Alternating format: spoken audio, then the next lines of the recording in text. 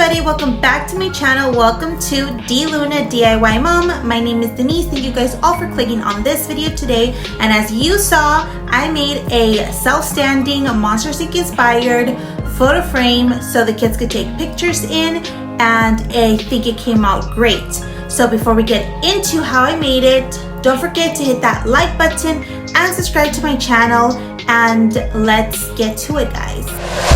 So just FYI, for those of you who are not subscribed to my channel, I'm making a series of videos of Monsters Inc. DIYs for my son's 4th birthday party, and in the end I'm going to make a full video on how I put everything together for his birthday party and how I set it up and how I use all these DIYs that I'm making videos of to create a grand and beautiful DIY decoration for Monsters Inc. birthday party. So please keep on watching and stay tuned for the videos that are coming up soon. So first of all, I went onto Google and found this inspiration picture. Then I decided to use my bazaart app to make a design of my own using these pictures that I chose from Google.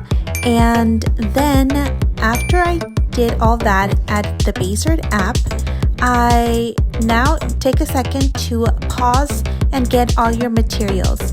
In Home Depot, I bought 2 dowels, but you can get it from Hobby Lobby. So in order to make the frame, you're going to need 2 foam boards from the Dollar Tree, and you're going to place them side by side vertically.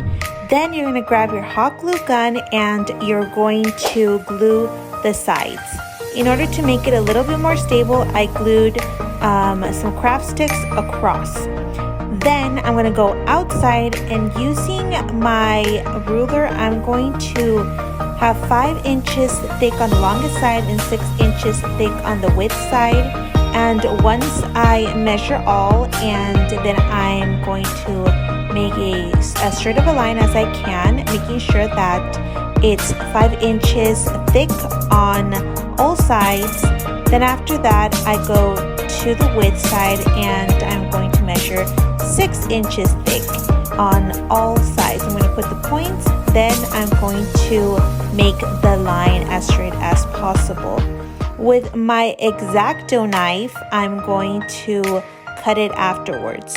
But in the meantime, it does take a little time and precision to make 5 inches thick on the longest side and 6 inches thick on the width side. So once I have that down, then I'm going to grab my X-Acto knife, like I said, and I'm going to use my ruler, and I'm going to cut it all out, cut the middle part, that square.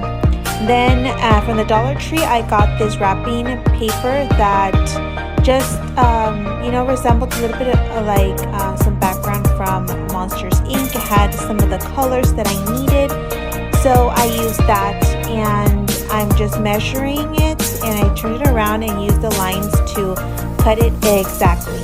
Then using my glue stick, I just put a lot of glue on the foam board and try my best to place the wrapping paper on the foam.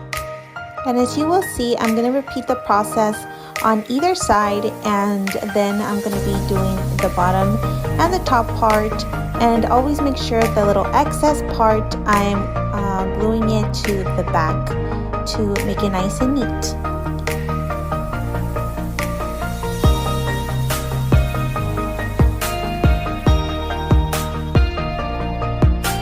So after I'm finished with this, then we're going to go to the cutouts. So I went on to Excel and I placed all of the Googled images that I was going to use, and I was able to print out these pages. So now that we have all these pages put together so they look like one single page, now we're going to glue them to the poster boards, and I'm going to use white for the characters, and I'm going to use the lime green for the doors. So that's what I'm going to be doing now. So the lime green poster boards I did for the doors. For the characters, I did the white poster board, and for the letters, I put it on the foam board that was left over. And here you go. Here you have the name of the birthday boy, and all the letters are on foam board so they can stand out. So referencing my design, I placed all my items where they're supposed to be. Then I used my hot glue gun to paste all of the characters, making sure that I pasted the doors first. And then I went outside and I used my drill to drill a hole on the plank. And then inside of the house, then I went on to hot gluing the dowel inside of the hole. Once I did that for both of the planks, then I asked my kids to come inside and I hold up the frame in front of them to see the measurement that I was going to hot glue the dowel. Once I had that measurement and I used a pencil to line it, then I just glued it onto the frame, as you can see here. And as you've noticed, I put some more of the craft sticks to secure it a little bit better. And once I had that, then I used one of these rolls to cover up the dowels. I didn't cover up the planks because I decided to put some weights on the dowels, and on the day I'm going to put like sand bags or something like that to make sure it doesn't fall over. As you can see, I put some bags of whatever I had available at right now, but on the day, so making sure that the wind is not going to knock off this photo booth, I'm going to put more sand or more rocks on it. Now towards the back, you see that I had the craft sticks pasted and the dowels, and how I did this so it will be secure and it looks great, guys. I put an extra foam board that I had as scrap in between the two foam boards that I had pasted together so it wouldn't crack in the middle. And yeah,